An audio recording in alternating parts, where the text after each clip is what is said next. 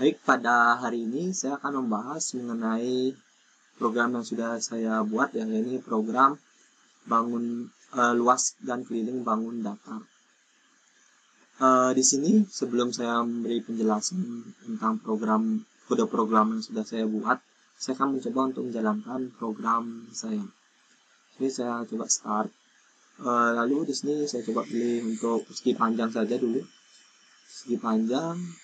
Terus di sini kita bisa mengetikkan atau menginput sendiri untuk nilai panjangnya. Ini saya coba panjangnya 20. Lalu untuk nilai lebarnya itu 10. Nah, di sini selanjutnya akan diberikan pilihan ingin menghitung rumus dari luas apa keliling dari persegi panjang. Di sini saya coba untuk di luasnya saja dulu. Saya ketikkan 1. Nah, di sini sudah langsung muncul ya untuk rumus persegi panjang, yaitu panjang dikali lebar. Sesuai yang kita inputkan tadi, yaitu panjangnya 20 dan lebarnya 10, itu sama dengan 200. Kita bisa enter untuk ke main menu lagi, lalu kita enter untuk keluar dari program. Nah, setelah tadi program yang sudah saya jalankan berhasil, saya akan membahas ya mengenai kode program yang sudah saya buat. Kode program yang sudah saya buat, pertama itu ada main ya. Di sini main saya buat itu berfungsi sebagai label untuk GoTo ya, penanda yang memungkinkan untuk mengatur arah pengeksekusian program. Nah, jadi main ini nantinya akan berfungsi agar program yang kita buat itu ya tidak label main itu berfungsi nanti untuk program yang kita buat agar tidak langsung ke exit. Jadi exitnya itu butuh persetujuan lah itu dari kita. Jadi nanti tidak misalnya selesai melakukan penjumlahan itu langsung. Jadi bisa untuk melooping, istilahnya seperti itu. Yang kedua itu ada variabel ya. Variabel pada program ini ada 4 kalau di sini saya buat. Yaitu yang pertama bangun datar ya, ini diambil dari kelas bangun datar, lalu ada persegi yang diambil dari kelas persegi panjang diambil dari kelas persegi panjang. Nah, untuk string input field 1 ini berfungsi nanti untuk variabel percabangan gitu ya, untuk melakukan percabangan.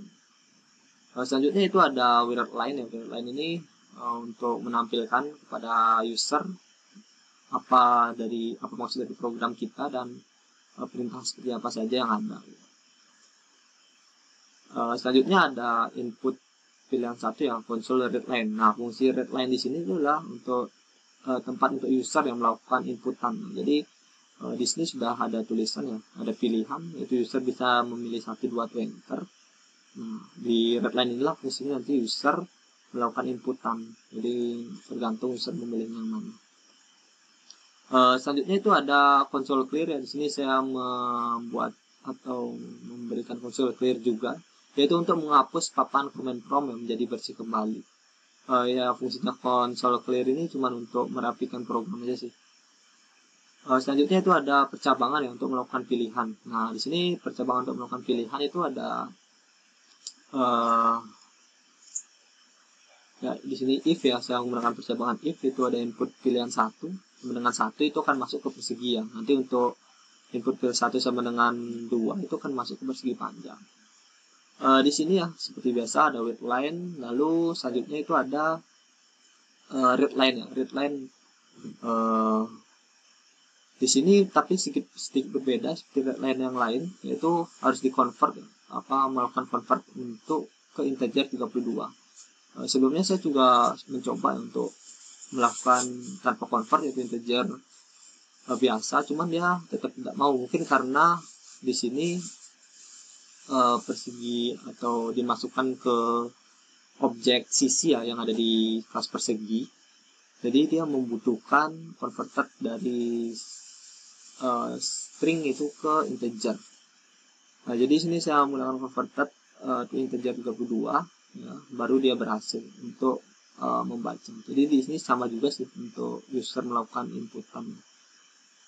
Lanjut itu ada persegi set sisi, artinya itu adalah memanggil objek sisi, set sisi di kelas persegi dan juga menampung data dari variabel sisi.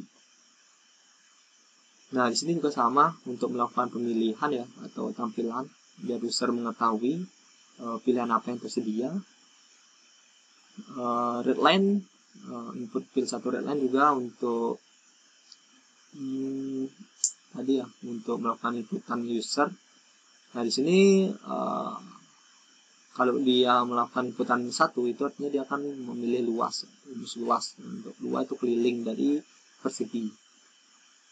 Oke, lanjut di sini saya memanggil untuk objek luas yang ada di bangun datar.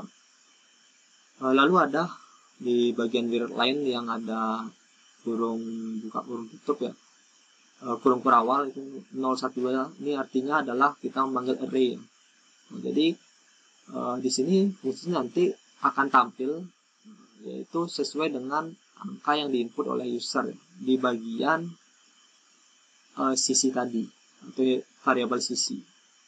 Nah, contohnya di sini adalah 0 ini menandakan array ke pertama, 1 array kedua, dan 2 ini array ketiga.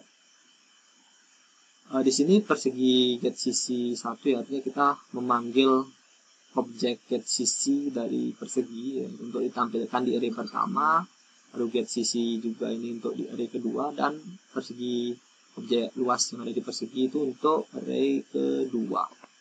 Nah, itu nanti bakal tampil sesuai dengan angka yang sudah diinput dan sesuai perhitungan di luasnya. Selanjutnya itu ada ya, di sini sama juga readline ya, untuk menu readline di inputan dari user. Console clear juga untuk merapikan program. Selanjutnya ada perintah ya, go to main adalah perintah untuk kembali pada label yang sudah ditentukan. Seperti yang saya bilang di awal ya, itu ada label main. Nah, jadi nanti go to main ini setelah si program itu selesai menjumlahkan dan di enter oleh si user, dia akan langsung kembali lagi ke main menu ya. Jadi kembali lagi ke atas sini dan akan memproses dari awal lagi. Untuk ini juga sama, ini rumus persegi, cuman di rumus kelilingnya nggak ada yang berbeda. Lalu di sini else if ya, untuk pilihan keduanya yaitu untuk persegi panjang juga nggak jauh berbeda, sama saja. Di sini juga tampilnya sama, cuman dia menggunakan objek dari kelas persegi panjang. Oke, butuh main juga sama. Lalu yang terakhir ada else-nya ya, ketika tidak ada pilihan ya, antara 1 dan 2, user akan diminta untuk keluar ya. Jadi di sini ada tulisan sampai jumpa.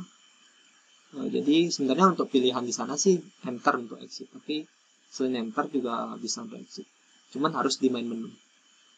Nah, itu untuk main programnya ya. Sekarang kita akan lanjut untuk ke bagian kelasnya atau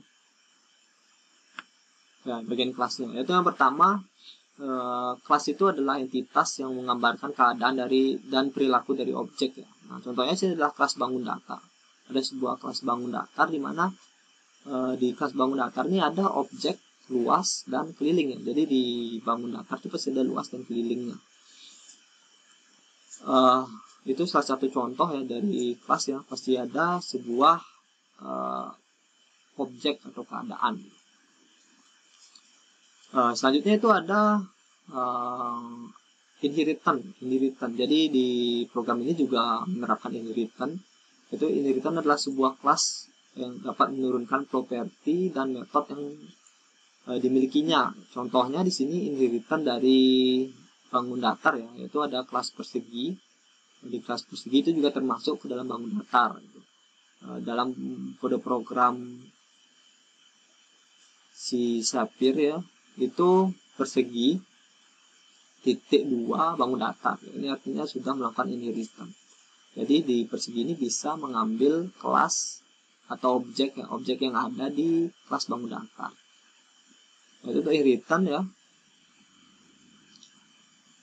Nah, selanjutnya pada program ini juga menggunakan yang namanya encapsulation. Encapsulation adalah menyembunyikan data atau variabel dari kelas lain dan hanya dapat diakses oleh anggota fungsi dari kelas itu sendiri. Contohnya itu di sini ada di variabel sisi. Variabel sisi itu kita private agar tidak dapat diakses oleh kelas lainnya. Jadi hanya bisa diakses oleh kelas persegi aja. Nah ini kan kalau kita kayak gini, jadi dia nanti tidak bisa diakses oleh kelas program atau kelas mainnya. Nah maka itu untuk melakukan encapsulation ini dibutuhkan objek lainnya, yaitu objek set dan get. Nah contohnya di sini ada set CC yang akan menampung data ya, data CC nanti yang akan diinputkan oleh user, dan juga set CC inilah nanti akan dibaca di main programnya. Lalu ada get CC yang untuk menampilkan, ini sama juga satu kesatuan ya, sebagai encapsulation get dan set. Itu untuk encapsulation ya, di persegi dan persegi panjang juga ada, yaitu variabel lebar dan panjang. Itu sama juga ada set get. Lanjut ya. Kelas selanjutnya itu ada namanya polymorphis ya. Polymorphis itu adalah kemampuan untuk menghasilkan sesuatu yang berbeda dengan cara yang sama. Contohnya itu ada di bagian objek luas ya. Di sini kalau dapat dilihat ya, objek luas itu ada di bangun datar, ada di persegi, ada ya objeknya luas ini. Terus di bagian persegi panjang juga ada objek luas. Ini objek luas. Nah, jadi setiap kelas itu objek luasnya akan menampilkan hasil yang berbeda. Contohnya itu di persegi panjang, untuk objek luasnya itu adalah panjang kali lebar. Jadi nanti perkalian panjang kali lebar akan keluarlah objek luas tersebut. Sementara untuk di persegi ya, persegi itu objek luasnya sisi dikali sisi. Nah, jadi ketika sisi dikali sisi akan keluarlah objek luas dari persegi. Untuk di bangun datar sendiri, objek luasnya itu akan mengeluarkan tampilan luas bangun datar. Itu akan keluar sebuah tampilan berupa string. Nah, untuk keliling juga sama sih. Di sini juga ada untuk polymorphis keliling ya, di baik persegi maupun persegi panjang. Nah, selanjutnya itu di sini saya juga menggunakan yang namanya itu adalah operator dan operan. Jadi di sini ada perkalian yang saya gunakan, perkalian, lalu ada untuk di bagian keliling itu ada perkalian dan penambahan. Nah, jadi itu beberapa operator atau operan yang saya gunakan. Ini ya, luas keliling itu sesuai dengan rumus yang sudah tersedia. Contohnya kalau luas persegi itu panjang kali lebar, keliling dari persegi itu 2 dikali panjang ditambah lebar, atau panjang tambah lebar dikali 2. Untuk keliling dari luas sendiri itu adalah sisi dikali 4, dan luas dari persegi itu keliling dari persegi itu sisi dikali 4, dan luas dari persegi itu adalah sisi dikali sisi.